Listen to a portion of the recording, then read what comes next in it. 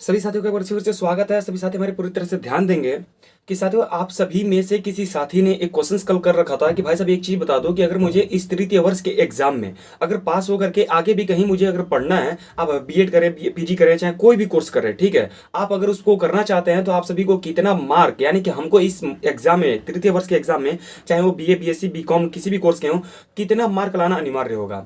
तो भाई साहब आप एक चीज जान लीजिए कि आप सभी का जो भी आगे का एंट्रेंस होगा यूजीसी के द्वारा एक ट्रस्ट को दे दिया गया है। ट्रस्ट का नाम है एनटीए और एनटीए सीयूटी के द्वारा आपका वो क्या कराएगी, एग्जाम करवा रही है, उसका एडमिशन करवा रही है। उसके अनुसार एक रूल लगा दिया गया है कि कम से कम आपको 55% लाना अनिवार्य है, तब आप जाकर के कहीं से एमए कर पाएंगे, एमएससी कर पाएंगे, चाहे एमकॉम कर पाएंगे, चाहे आप किसी भी प्रकार की लॉ भी करना चाहते हैं। इसके बाद अगर एनटीए के द्वारा उसको कराया जाता है तो उसमें लगभग 55% लाना आप सभी को उसमें अनिवार्य कर दिया गया है।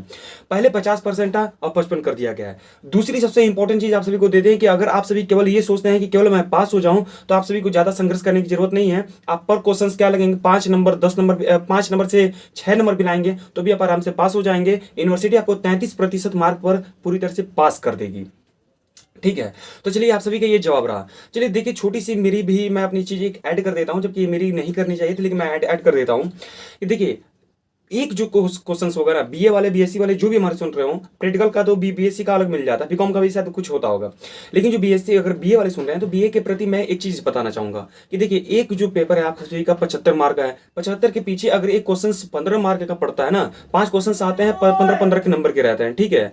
तो इन सभी में से अगर आप सभी किसी भी क्वेश्चन के पीछे अगर 8 नंबर भी गेन करते हैं, 8 नंबर भी पाते हैं, मान लीजिए एग्जामिनर को आपका राइटिंग पसंद नहीं आया, ओके ठीक भाई साहब 2 नंबर काट लिया, आपने कितना लिखा है। एक चीज और बता दें कि आप सभी कितना पेज भरेंगे और कितना पन्ना यानी कि कितना पन्ना भरेंगे, ठीक है। तो पन्ना में कम से कम आपको 3 पन्ना भर देना है, ठीक है। अगर आपको पेज में कितना पन्ना भरना है, 1 2 1 मतलब 3 4 फिर 5 6 मिनिमम ये टारगेट लेके चलिएगा ना कि 6 पेज तो हमें कैसे भी करके फाइनली करना है। एक क्वेश्चन जो भी आप उठाइए लगभग उसको ये कोशिश करिए कि इधर उधर से बना के कैसे भी करके 6 पेज है उसको लेके जाना ही है, ठीक है ना। कम से कम 6 पेज उसको एग्जामिनर जब साइन करता है तो वो भी बस पन्ने गिनता है ना, भाई साहब कितने पन्ने में इसने आंसर दे रखा है, और भाई साहब बीए है, आप कोई भी रिस्क नहीं लेना चाहेंगे।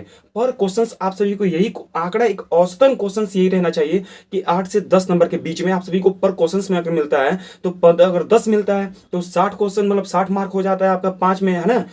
मतलब अगर करते हैं तो सॉरी 50 मार्क हो जाता है ना, जो कि काफी है। अगर आप पर क्वेश्चन के पीछे अगर आप 8 नंबर भी पाते हैं तो आप सभी के लिए बेहतर मार्क होगा, क्योंकि आप 50% ऐसे भी गेन कर सकते हैं, 1-2 नंबर और बढ़ा देंगे तो आपका 55 60 65 के एवरेज में आराम से मार्क आ सकता है, ठीक है।